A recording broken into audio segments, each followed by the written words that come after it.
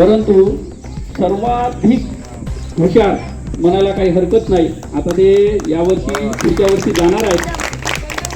आणि न्यूज 29 महाराष्ट्र, तुमच्या आवाजाची, तुमच्या हक्काची बातमी. देवधरी येथे विद्यार्थी सत्कार सोहळा.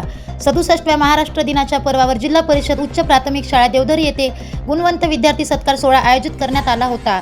स्वर्गीय तुकाराम माधवराव जमदापुरे यांच्या स्मृतीप्रित्यर्थ दिला जाणारा गुणवंत विद्यार्थी पुरस्कार 2025-26 या वर्षी मानसी सचिन निकम, पायल अनिल राऊत, सक्षम शांताराम राऊत यांना प्रदान करण्यात आला.